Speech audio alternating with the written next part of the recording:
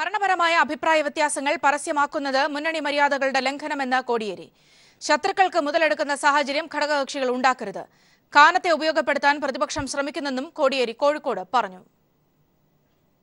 CPI സംസ്ഥാന secretary Kanam Rajendran കഴിഞ്ഞ ദിവസം നടത്തിയ വിമർശനങ്ങൾക്ക് എണ്ണി മറുപടി പറഞ്ഞാണ് CPIM സംസ്ഥാന സെക്രട്ടറി കോടിയേരി ബാലകൃഷ്ണൻ വാർത്താ സമ്മേളനം നടത്തിയത്. ജനക്ഷേമ പ്രവർത്തനങ്ങൾ നടത്തുന്ന സർക്കാരിനെ അസ്ഥിരപ്പെടുത്താൻ കേന്ദ്ര സർക്കാരും സംസ്ഥാനത്തെ പ്രതിപക്ഷവും ശ്രമിക്കുകയാണ്. ഈ ഘട്ടത്തിൽ ഇടതുപക്ഷ ഐക്യത്തെ ദുർബലപ്പെടുത്തുന്ന പ്രവർത്തനങ്ങൾ ഘടകകക്ഷിയുടെ ഭാഗത്തു നിന്നും ഉണ്ടാകുന്നത് ശരിയല്ലെന്ന് കോടിയേരി പറഞ്ഞു. രാഷ്ട്രീയപരമായും നയപരമായും ഒക്കെയുള്ള അഭിപ്രായ വ്യത്യാസങ്ങൾ പ്രകടിപ്പിക്കുന്നതിൽ തെറ്റില്ല. എന്നാൽ ഭരണത്തിലിരിക്കുന്ന പാർട്ടി ഭരണപരമായ കാര്യങ്ങളിൽ അഭിപ്രായ വ്യത്യാസം പരസ്യമായി പ്രകടിപ്പിക്കുന്നത് ഭരണ നടപടികളെ ദുർബലപ്പെടുത്തുമെന്നും കോടിയേരി വ്യക്തമാക്കി. പ്രതിപക്ഷത്തിന് ആയുധം കൊടുക്കുന്ന നടപടികൾ ഒഴിവാക്കണമെന്നും കോടിയേരി പറഞ്ഞു. പ്രതികരണങ്ങളും എതിരഭിപ്രായങ്ങളും പ്രകടിപ്പിച്ചു പോകുന്നത് അത് മുന്നണിയുടെ കെട്ടുറപ്പിനെ പ്രതികൂലമായി ബാധിക്കും. ശത്രുവർഗത്തിന് ഒരവസരം കിട്ടുമെന്നുള്ള നിലയിലുള്ള ഒരു ഇതും നമ്മുടെ ഭാഗത്ത് ഉണ്ടാകാൻ പാടില്ല എന്നതാണ് ഈ കാര്യത്തിൽ CPMന്റെ നിലപാട്. CPIMനേക്കാൾ 10 വർഷത്തെ ഭരണപരിചയം കൂടുതൽ CPIക്കുണ്ടെന്നും കോടിയേരി കൂട്ടിച്ചേർത്തു. മുഖ്യമന്ത്രിക്കും സർക്കാരിനും മുതലാളിയുടെ ഭാഷയില്ല. ട്രേഡ് യൂണിയൻ നേതാവായിരുന്നതുകൊണ്ടായിരിക്കാം കാനം രാജേന്ദ്രൻ മുതലാളി പ്രയോഗം നടത്തിയതെന്നും കോടിയേരി പറഞ്ഞു. എല്ലാ പാർട്ടികൾക്കും തുല്യ പരിഗണന കൊടുക്കുന്ന മുന്നണിയാണ് LDF എന്നും കോടിയേരി കൂട്ടിച്ചേർത്തു. കണ്ണൂരിൽ നിന്നും PV കുട്ടൻ.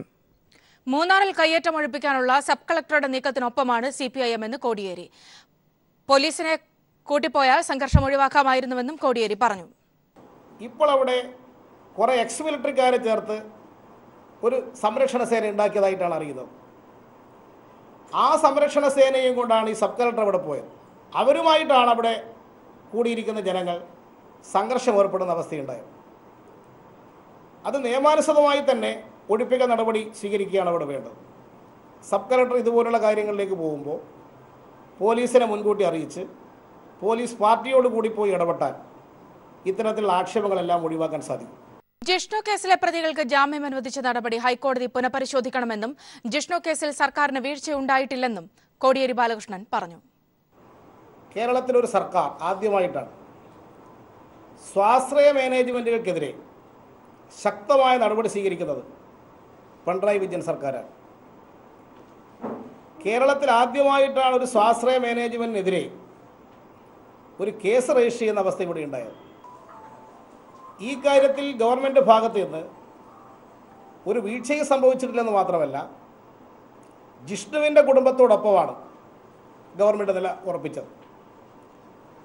സാധ്യമാകുന്ന എല്ലാ സഹായവും ആ കുടുംബത്തിന് ചെയ്തു കൊടുക്കണം എന്ന ആത്മാർത്ഥമായ നിലപാടാണ് ഗവൺമെൻറ് ആ പ്രശ്നത്തിൽ സ്വീകരിച്ച സമീപനം. ഹൈക്കോടതി ജാമ്യം കൊടുത്തതിൻ്റെ പേരിൽ ഗവൺമെൻറ്റിനെ കുറ്റപ്പെടുന്ന സമീപനം എടുക്കുന്നത് അത് വസ്തുതകൾ ശരിയായ നിലയിൽ മനസ്സിലാക്കാതെയുള്ള ഒരു വിമർശനമാണ്. കോടിയേരി പറഞ്ഞത് സ്വാഗതാർഹമെന്ന് കാനം രാജേന്ദ്രൻ. ഇടതുമുന്നണിയിലെ ഘടകകക്ഷികൾ പ്രതിപക്ഷത്തിന്റെ ആയുധമാക്കരുത് എന്നാണ് CPIയുടെയും നിലപാടെന്ന് കാനം പറഞ്ഞു. അഭിപ്രായ വ്യത്യാസങ്ങൾ ചർച്ചയിലൂടെ പരിഹരിക്കുമെന്നും കാനം രാജേന്ദ്രൻ പ്രതികരിച്ചു. ഭരണത്തിന്റെ കാര്യത്തിലാണെങ്കിലും പൊതുരാഷ്ട്രീയത്തിന്റെ കാര്യത്തിലാണെങ്കിലും ചർച്ചകളിലൂടെ സമവായവുമായി മുന്നോട്ട് പോകാം എന്ന് അദ്ദേഹം പറയുകയുണ്ടായി. ഈ പ്രശ്നങ്ങൾ തന്നെയാണ് പരസ്പരം ചർച്ച ചെയ്തും കൂടിയാലോചിച്ചും മുന്നോട്ട് കൊണ്ടുപോകുക എന്ന വിഷയം തന്നെയാണ് ഞങ്ങൾ ഉന്നയിക്കപ്പെട്ടിട്ടുള്ളത്. അതുകൊണ്ട് ആ നിലപാടിനെ ഞങ്ങൾ സ്വാഗതം ചെയ്യുന്നു. ഇനി അതിൻ്റെ വിശദാംശങ്ങളിൽ ഞങ്ങൾ തമ്മിൽ യോജിക്കാത്ത എന്തെങ്കിലും കാര്യങ്ങളുണ്ടെങ്കിൽ അത് ചർച്ചകളിൽ കൂടി ഞങ്ങൾ പരിഹരിച്ച് മുന്നോട്ട് പോകും. ഭരണത്തിലെ വീഴ്ചകൾ മുന്നണിക്കകത്തുള്ളവരെയോ പുറത്തുള്ളവരെയോ ചൂണ്ടിക്കാണിച്ചാൽ തിരുത്താൻ തയ്യാറാകണമെന്ന് പ്രതിപക്ഷ നേതാവ് രമേശ് ചെന്നിത്തല. പരസ്പരം പഴിചാരുന്ന നിലപാട് അപലപനീയമെന്നും ചെന്നിത്തല ദില്ലിയിൽ പറഞ്ഞു. ഭരണരംഗത്തുണ്ടായിട്ടുള്ള ഗുരുതരമായ തെറ്റുകളും പരാജയങ്ങളും ചൂണ്ടിക്കാണിക്കുന്നത് തെറ്റാണോ? അത് മുന്നണിക്കകത്തുള്ളവർ ചൂണ്ടിക്കാണിച്ചാലും പുറത്തുള്ളവർ ചൂണ്ടിക്കാണിച്ചാലും തെറ്റല്ലേ? ആ തെറ്റുകളെ മറച്ചു പിടിക്കാൻ കഴിയുമോ? അപ്പോൾ ഭരിക്കുന്നൊരു പാർട്ടി എന്നുള്ള നിലയിൽ, ഭരണത്തിന് നേതൃത്വം കൊടുക്കുന്ന പാർട്ടി എന്നുള്ള നിലയിൽ CPM ആത്മപരിശോധന നടത്തുകയാണ് വേണ്ടത്. അവരാ തെറ്റുകൾ തിരുത്താനുള്ള നടപടികൾ സ്വീകരിക്കുന്നതിന് പകരം ഭരണവൈകല്യങ്ങളും തെറ്റുകളും ചൂണ്ടിക്കാണിക്കുന്നവരുടെ വായടയ്ക്കാൻ നടത്തുന്ന ശ്രമങ്ങൾ അപലപനീയമാണ്. ഭൂമി കയ്യേറ്റം തടയാൻ പുതിയ നിയമം. അടുത്ത നിയമസഭാ സമ്മേളനത്തിൽ ഇത് സംബന്ധിച്ച ബില്ല് നിയമസഭയിൽ അവതരിപ്പിക്കും. വൻകിട എസ്റ്റേറ്റുകളുടെ അനധികൃത കയ്യേറ്റം തടയുകയാണ് ബില്ലിന്റെ പ്രധാന ലക്ഷ്യം. ബില്ലിന്റെ കരട് റവന്യൂ വകുപ്പ് തയ്യാറാക്കി തുടങ്ങി. കയ്യേറ്റങ്ങൾ തടയുക, നിലവിലെ വൻകിട കയ്യേറ്റങ്ങൾ ഒഴിപ്പിക്കുക, ഇക്കാര്യങ്ങൾ ലക്ഷ്യമിട്ടാണ് പുതിയ നിയമനിർമ്മാണം. ഈ മാസം 25-ന് തുടങ്ങി ജൂൺ 8-ന് അവസാനിക്കുന്ന നിയമസഭാ സമ്മേളനത്തിൽ റവന്യൂ വകുപ്പ് ബില്ല് അവതരിപ്പിക്കും. ബില്ലിന് കരട് തയ്യാറാക്കി തുടങ്ങി. നിയമത്തിന് ഭരണഘടനാ സാധുതയുണ്ടെന്ന് കഴിഞ്ഞ ദിവസം നിയമോപദേശം ലഭിച്ചിരുന്നു. നിയമ സെക്രട്ടറി നൽകിയ ഉപദേശത്തിന്റെ അടിസ്ഥാനത്തിലാണ് കരട് തയ്യാറാക്കുന്നത്. നിയമം വരുന്നതോടെ കയ്യേറ്റങ്ങൾ പരിശോധിക്കാൻ ട്രിബ്യൂണൽ നിലവിൽ വരും. ഭൂമി കയ്യേറിയതായി സംശയിക്കപ്പെടുന്ന തോട്ടങ്ങൾ ട്രിബ്യൂണലിന് മുന്നിൽ രേഖകൾ ഹാജരാക്കേണ്ടി വരും. രേഖകൾ ഹാജരാക്കാത്ത ഭൂമി സർക്കാർ ഏറ്റെടുക്കും. നിയമക്കുരുക്കിൽ കുടുങ്ങി ഹാരിസൺ പ്ലാന്റേഷൻസ് ഉൾപ്പെടെയുള്ള വൻകിട കയ്യേറ്റങ്ങൾ ഒഴിപ്പിക്കാൻ കഴിയാത്ത സാഹചര്യത്തെ ട്രിബ്യൂണൽ രൂപീകരണത്തോടെ മറികടക്കാമെന്നാണ് സർക്കാരിന്റെ കണക്കുകൂട്ടൽ. News bureau, Thiruvananthapuram. മഹാരാഷ്ട്രയിൽ 8 വിദ്യാർത്ഥികൾ കടലിൽ മുങ്ങി മരിച്ചു. സിന്ധുദുർഗയിലെ റെയിൽവേ ബീച്ചിലാണ് അപകടം നടന്നത്. കർണാടകയിൽ നിന്ന് വിനോദയാത്രയ്ക്ക് പോയവരാണ് മരിച്ചത്. ബിജെപി ദേശീയ നിർവാഹക സമിതി യോഗം ഭുവനേശ്വറിൽ പുരോഗമിക്കുന്നു. മറ്റ് പാർട്ടികളിൽ നിന്ന് നേതാക്കളെ ബിജെപിയിലേക്ക് എത്തിക്കുകയാണ് യോഗത്തിലെ പ്രധാന ചർച്ചാ വിഷയം. കർണാടകത്തിലേതുപോലെ കേരളത്തിൽ കൂടുതൽ കോൺഗ്രസ് നേതാക്കളെ ബിജെപിയിലേക്ക് കൊണ്ടുവരികയാണ് മുഖ്യ അജണ്ടകളിൽ ഒന്ന്. ബിജെപി താരതമ്യേന ദുർബലമായ സംസ്ഥാനങ്ങളിൽ പാർട്ടിയെ ശക്തിപ്പെടുത്താനുള്ള പ്രവർത്തനങ്ങൾക്ക് രൂപം നൽകുകയാണ് ഭുവനേശ്വറിൽ ചേർന്ന ദേശീയ നിർവാഹക സമിതി യോഗത്തിലെ പ്രധാന അജണ്ട. പ്രധാനമന്ത്രി നരേന്ദ്രമോദി, ദേശീയ അധ്യക്ഷൻ അമിത്ഷാ, മറ്റ് കേന്ദ്രമന്ത്രിമാർ, ബിജെപി ഭരിക്കുന്ന സംസ്ഥാന മുഖ്യമന്ത്രിമാർ തുടങ്ങിയവരാണ് നിർവാഹക സമിതി യോഗത്തിൽ പങ്കെടുത്തത്. കർണാടകയിൽ കോൺഗ്രസ് നേതാവ് എസ് എം കൃഷ്ണ, ഉത്തർപ്രദേശിൽ എം ഡി തിവാരി, റീത്ത ബഹുഗുണ ജോഷി തുടങ്ങിയ നേതാക്കളെ ബിജെപി പാളയത്തിലേക്ക് എത്തിച്ചതുപോലെ മറ്റു സംസ്ഥാനങ്ങളിൽ നിന്നും കൂടുതൽ നേതാക്കളെ ബിജെപിയിലേക്ക് എത്തിക്കുകയാണ് പ്രധാന ചർച്ചാ വിഷയം. കേരളത്തിൽ നിന്നും കൂടുതൽ കോൺഗ്രസ് നേതാക്കൾ ബിജെപിയിലേക്ക് ചേക്കേറിയേക്കുമെന്ന അഭ്യൂഹങ്ങൾ ശക്തമായിരുന്നു. എന്നാൽ ശശി തരൂർ ഉൾപ്പെടെയുള്ള 4 പ്രമുഖ നേതാക്കൾ ബിജെപിയിലേക്ക് പോകുമെന്ന വാർത്തകൾ KPCC അധ്യക്ഷൻ തള്ളിക്കളയുകയും ചെയ്തിരുന്നു. ഈ സാഹചര്യത്തിൽ കൂടിയാണ് ജനപിന്തുണയുള്ള കൂടുതൽ നേതാക്കളെ പാർട്ടിയിലേക്ക് കൊണ്ടുവരുന്നതിന്റെ തുടർ നീക്കങ്ങൾ ഭുവനേശ്വറിൽ ചർച്ചയാകുന്നത്. കേരളം കൂടാതെ ഒഡീഷ, ബംഗാൾ, വടക്കുകിഴക്കൻ സംസ്ഥാനങ്ങൾ തുടങ്ങിയവയിൽ പാർട്ടിയെ ശക്തിപ്പെടുത്തുന്ന നീക്കങ്ങളും യോഗത്തിൽ തീരുമാനിക്കും. അയോധ്യ രാമക്ഷേത്ര നിർമ്മാണം, ബീഫ് വിഷയം തുടങ്ങിയവ സജീവമാക്കി നിർത്തുന്നതിലെ തുടർ നീക്കങ്ങളും ചർച്ചയാകും. News bureau, Delhi. രമേശ് ചെന്നിത്തല രാഹുൽ ഗാന്ധിയുമായി കൂടിക്കാഴ്ച നടത്തി. സംഘടനാ തെരഞ്ഞെടുപ്പിന്റെ സാഹചര്യത്തിലായിരുന്നു കൂടിക്കാഴ്ച. അതേസമയം ഹൈക്കമാൻഡ് സുധീരനെയും ദില്ലിക്ക് വിളിപ്പിച്ചിട്ടുണ്ട്. യമുനയുടെ ജൈവഘടന നഷ്ടമായെന്ന ദേശീയ ഹരിത ട്രിബ്യൂണൽ റിപ്പോർട്ടിനെ പരിഹസിച്ച ദില്ലി ജലവിഭവ മന്ത്രി Kapil Mishra. Sri Sri രവിശങ്കറിന്റെ art of living സാംസ്കാരിക പരിപാടിക്ക് വേദി ഒരുക്കാനാണ് യമുനാ തീരം നിരത്തിയത്. നഷ്ടം നികത്താൻ കുറഞ്ഞത് 10 വർഷമെങ്കിലും വേണ്ടിവരുമെന്നായിരുന്നു ട്രിബ്യൂണൽ റിപ്പോർട്ട്. എന്നാൽ സാംസ്കാരിക ഉത്സവത്തിന് മുൻപേ തന്നെ ജൈവഘടന നഷ്ടപ്പെട്ടതാണെന്ന് കപിൽ മിശ്ര ആരോപിച്ചു. ശ്രീശ്രീ രവിശങ്കറിന്റെ ആർട്ട് ഓഫ് ലിവിംഗ് സാംസ്കാരിക പരിപാടിക്ക് വേദിയൊരുക്കാൻ യമുനാ നദീതീരം നിരത്തിയതോടെ ജൈവഘടന നഷ്ടപ്പെട്ടെന്നായിരുന്നു ദേശീയ ഹരിത ട്രൈബ്യൂണൽ റിപ്പോർട്ട്. ജലസമ്പന്നമായിരുന്ന നിരവധി കൃഷിയിടങ്ങൾ ഉൾപ്പെടെ മണ്ണിട്ട് നിരത്തിയായിരുന്നു ലോക സാംസ്കാരിക വേദി ഒരുങ്ങിയത്. അതീവ പരിസ്ഥിതി പ്രാധാന്യമുള്ള യമുനാ നദീതീരം നിരത്തിയതോടെ നഷ്ടങ്ങൾ നികത്താൻ കുറഞ്ഞത് 10 വർഷമെങ്കിലും വേണ്ടിവരുമെന്നും വിദഗ്ധ സമിതി കണ്ടെത്തിയിരുന്നു. എന്നാൽ ദേശീയ ഹരിത ട്രൈബ്യൂണൽ റിപ്പോർട്ടിനെ പരിഹസിച്ചാണ് ദില്ലി ജലവിഭവ മന്ത്രി കപിൽ മിശ്ര രംഗത്തെത്തിയത്. സാംസ്കാരിക ഉത്സവങ്ങൾ നദീതീരത്ത് തന്നെയാണ് നടത്തേണ്ടതെന്നും ജൈവഘടന ആർട്ട് ഓഫ് ലിവിംഗ് സാംസ്കാരിക ഉത്സവത്തിന് മുൻപേ നഷ്ടപ്പെട്ടിരുന്നുവെന്നും ദില്ലി ജലവിഭവ മന്ത്രി കപിൽ മിശ്ര ആരോപിച്ചു. പരിസ്ഥിതി മന്ത്രാലയത്തിന്റെ അനുമതി കൂടാതെയായിരുന്നു സാംസ്കാരിക ഉത്സവ വേദി ഒരുങ്ങിയത്.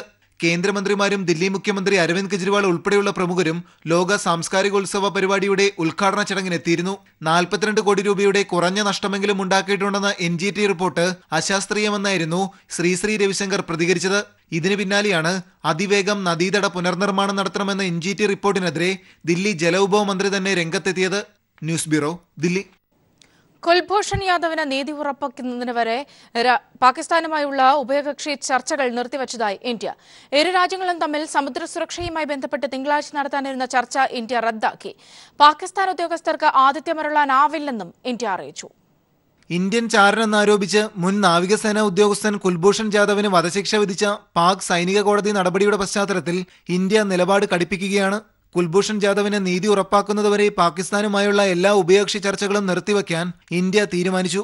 ഇതിന്റെ ഭാഗമായി പാകിസ്ഥാൻ അധികൃതരുമായി തിങ്കളാഴ്ച നടത്താൻ നിശ്ചയിച്ചിരുന്ന സമുദ്ര സുരക്ഷയുമായി ബന്ധപ്പെട്ട ഉഭയകക്ഷി ചർച്ച ഇന്ത്യ റദ്ദാക്കി. ചർച്ചയ്ക്കായി ഇന്ത്യയിലേക്ക് വരാനിരുന്ന പാകിസ്ഥാൻ സമുദ്ര സുരക്ഷാ ഏജൻസി ഉദ്യോഗസ്ഥർക്ക് ആതിഥ്യം അരുളാനാകില്ലെന്ന് ഇന്ത്യ പാകിസ്ഥാനെ അറിയിച്ചു. കുൽഭൂഷൺ ജാദവിനെ കാണാൻ തങ്ങളുടെ നയതന്ത്ര ഉദ്യോഗസ്ഥർക്ക് അനുമതി നൽകണമെന്ന ഇന്ത്യയുടെ ആവശ്യം തുടർച്ചയായ 14ാം തവണയും പാകിസ്ഥാൻ തള്ളിയിരുന്നു. ചാരപ്രവർത്തിക്ക് പിടിയിലായ ആളെ കാണാൻ ഇന്ത്യൻ നയതന്ത്ര ഉദ്യോഗസ്ഥരെ അനുവദിക്കാനാകില്ലെന്നാണ് പാകിസ്ഥാൻ നിലപാട് അറിയിച്ചത്. കുൽഭൂഷൺ ജാദവിനെതിരായ വിധിക്കെതിരെ അപ്പീൽ നൽകാൻ കുറ്റപത്രത്തിന്റെ 2 പകർപ്പുകളും ജാദവിനെതിരായ വിധിയുടെ പകർപ്പും ഇന്ത്യ ആവശ്യപ്പെട്ടെങ്കിലും പാകിസ്ഥാൻ നിരാകരിച്ചു. കുൽഭൂഷൺ യാദവുമായി ബന്ധപ്പെട്ട ഒരു വിവരവും നൽകാനാകില്ലെന്നാണ് പാകിസ്ഥാൻ നിലപാട് അറിയിച്ചത്. പാകിസ്ഥാൻ പിന്തുണയോടെയുള്ള ഭീകരാക്രമണങ്ങൾക്ക് പിന്നാലെ നിർത്തിവെച്ച ഉഭയകക്ഷി ചർച്ചകൾ പുനരാരംഭിക്കാനുള്ള സാധ്യതയാണ് കുൽഭൂഷൺ ജാദവ് വിഷയത്തിലൂടെ വീണ്ടും പ്രതിസന്ധിയിലായത്. മനുശങ്കർ, ദില്ലി. സംസ്ഥാനത്ത് വീണ്ടും ഓൺലൈൻ തട്ടിപ്പ്. IT പ്രൊഫഷണലായ ഉള്ളൂർ സ്വദേശിനിക്ക് പണം നഷ്ടമായി. തട്ടിപ്പ് കോളുകൾ വ്യാപകമെന്ന് ബാങ്ക് അധികൃതരും സ്ഥിരീകരിച്ചു. വിവരങ്ങളുമായി ദിനകർ ചേർന്നുണ്ട്. ദിനകർ, ഈ സംഭവങ്ങൾ വീണ്ടും ആവർത്തിക്കുകയാണ്. ഇപ്പോഴത്തെ സംഭവം എങ്ങനെയാണ്? സൗമ്യ, SBI ലയനത്തിന്റെ മറവിലാണ് ഇപ്പോൾ ഏറ്റവും പുതിയ തട്ടിപ്പ് നടന്നിരിക്കുന്നത്. തിരുവനന്തപുരം ഉള്ളൂർ സ്വദേശിനിക്ക് 20,000 രൂപയാണ് ഇത്തരത്തിൽ നഷ്ടമായത്. SBC ലയനത്തിന്റെ ഭാഗമായി തങ്ങൾ വിളിക്കുകയാണ് എന്ന് പറഞ്ഞ് മുംബൈയിൽ നിന്നും ഒരു കോള് വന്നു. താങ്കളുടെ നമ്പർ ഇപ്പോൾ പ്രവർത്തനരഹിതമാണ്, അതുകൊണ്ട് അതിന്റെ കൂടുതൽ വിശദാംശങ്ങൾ ആവശ്യപ്പെട്ടുകൊണ്ടാണ് മുംബൈയിൽ നിന്നും കോള് വന്നത്. ഇതേ തുടർന്ന് IT പ്രൊഫഷണൽ കൂടിയായ യുവതി നമ്പർ അവർക്ക് ATM കാർഡിന്റെ നമ്പർ അവർക്ക് കൈമാറുകയായിരുന്നു. ATM നമ്പർ കൈമാറിയ ഉടൻ തന്നെ ഏതാണ്ട് 10 മിനിറ്റിനുള്ളിൽ തന്നെ 20,000 രൂപ അക്കൗണ്ടിൽ നിന്നും വിഡ്രോ ചെയ്യപ്പെട്ട നിലയിൽ കാണപ്പെട്ടു. അക്കൗണ്ടിൽ നിന്നും പർച്ചേസ് ചെയ്യപ്പെട്ട നിലയിൽ കാണപ്പെട്ടു. പിന്നീട് ബാങ്കുമായി ബന്ധപ്പെട്ടപ്പോഴാണ് ഇത് തട്ടിപ്പാണ് എന്ന് മനസ്സിലാവുകയും ഉടൻ തന്നെ നമ്പർ ഫ്രീസ് ചെയ്യുകയും ചെയ്തു, അക്കൗണ്ട് ഫ്രീസ് ചെയ്യുകയും ചെയ്തു. ഇതുമായി ബന്ധപ്പെട്ടുകൊണ്ട് അവർ തിരുവനന്തപുരം മെഡിക്കൽ കോളേജ് പോലീസ് സ്റ്റേഷനിൽ പരാതി നൽകുമെന്നാണ് നമ്മളോട് വ്യക്തമാക്കിയത്. ബാങ്കിൽ പോങ്ങുമൂട് ശാഖയിലാണ്, പോങ്ങുമൂട് SBI ശാഖയിലാണ് ഇത്തരത്തിൽ നിരവധി കോളുകൾ വന്നതായി ഈ യുവതി ബന്ധപ്പെട്ടപ്പോൾ അറിയാൻ കഴിഞ്ഞിട്ടുണ്ട്. ഏതാണ്ട് 50ഓളം കോളുകൾ ഇന്ന് ഇത്തരത്തിൽ അവിടേക്ക് വന്നു. അന്വേഷണം, അതായത് പലരെയും പറ്റിക്കാൻ ശ്രമിച്ചിട്ടുണ്ട് എന്ന് വ്യക്തമാക്കുന്നതായിരുന്നു ഈ കോളുകൾ. പലരും ബാങ്കിൽ വിളിച്ച് പരാതി പറയുന്നുണ്ടായിരുന്നു. ഇത്തരത്തിൽ നിരവധി കോളുകൾ തങ്ങൾക്ക് വന്നു എന്ന് ബാങ്ക് അധികൃതരും വ്യക്തമാക്കുകയുണ്ടായി. SBI ലയനത്തിന്റെ മറവിൽ ഇത്തരത്തിൽ തട്ടിപ്പ് വ്യാപകമാകുന്നു എന്നുള്ളതിന്റെ വ്യക്തമായ സൂചനയാണ് ഇപ്പോൾ പുറത്തു വരുന്നത്. ഇത്തരം കാര്യങ്ങളിൽ ഉപഭോക്താക്കൾ ജാഗ്രത പാലിക്കേണ്ടതിന്റെ ഒരു കൃത്യമായ ഒരു തെളിവ് കൂടിയാണ് ഇതിലൂടെ പുറത്തു വരികയും ചെയ്തിരിക്കുന്നത്. സൗമ്യ, ദിനകരാണ് വിവരങ്ങൾ നൽകിയത്. വേനൽ കടുത്തതോടെ തൃശൂർ മെഡിക്കൽ കോളേജിൽ ശുദ്ധജലക്ഷാമം രൂക്ഷമായി. പുതിയ പദ്ധതികൾ പ്രകാരം കുളങ്ങൾ നിർമ്മിച്ചെങ്കിലും വേണ്ടത്ര വെള്ളം ലഭിക്കാത്ത സ്ഥിതിയാണുള്ളത്. ആശുപത്രി ആവശ്യങ്ങൾക്ക് പോലും വെള്ളം കിട്ടാതായതോടെ രോഗികളുടെ ദുരിതം ഇരട്ടിയായി. തൃശൂർ മുളങ്കുന്നത്തുകാവ് മെഡിക്കൽ കോളേജിൽ പതിവുള്ള കുടിവെള്ളം മുടങ്ങലിന് പരിഹാരം കണ്ടെത്താൻ പുതിയ പദ്ധതികൾ രൂപീകരിച്ച കുളങ്ങൾ നിർമ്മിച്ചിരുന്നു. എന്നാൽ ലക്ഷങ്ങൾ മുടക്കി നിർമ്മിച്ച കുളത്തിൽ വെള്ളം എത്താത്തതാണ് പ്രതിസന്ധിക്ക് കാരണം. പരമ്പരാഗതമായി വെള്ളമെടുത്തിരുന്ന പല കുളങ്ങളും നാളുകൾക്ക് മുമ്പേ വറ്റി വരണ്ടിരുന്നു. വേനൽ കടുത്തതോടെ ശുദ്ധജലം പേരിന് പോലും കിട്ടാതെയായി. ഇല്ല, ഇവിടെ വെള്ളം കിട്ടുന്നില്ല, വളരെ ക്ഷാമമാണ്. രോഗികളെല്ലാം തോട്ടിൽ പോയിട്ടാണ് കുളിച്ചോണ്ടിരിക്കുന്നത്. ഇക്കൊല്ലം ചൂട് കനത്തതാണ് ജലലഭ്യതയിൽ കുറവ് വരുത്തിയത്. ആശുപത്രിയിൽ കുടിവെള്ളം പോലും ലഭ്യമാകാത്ത സ്ഥിതിയാണുള്ളത്. ഞങ്ങൾ ഓട്ടോക്കാരെ കൂടി മംഗലിയിൽ വെള്ളക്കുട വന്നിച്ച് രോഗികൾക്ക് കൊടുത്തിരുന്നു. ഇപ്രാവശ്യം അതിനൊരു വെള്ളമില്ല വെക്കാനായിട്ട്. പ്രസവ വാർഡുകളിലും ശസ്ത്രക്രിയ കഴിഞ്ഞ രോഗികളും വെള്ളം കിട്ടാതെ വലയുകയാണ്. ശുദ്ധജലമില്ലാത്തതിനാൽ അണുബാധ ഭീഷണിയും ഉയർന്നിരിക്കുകയാണ്. News bureau, Thrissur.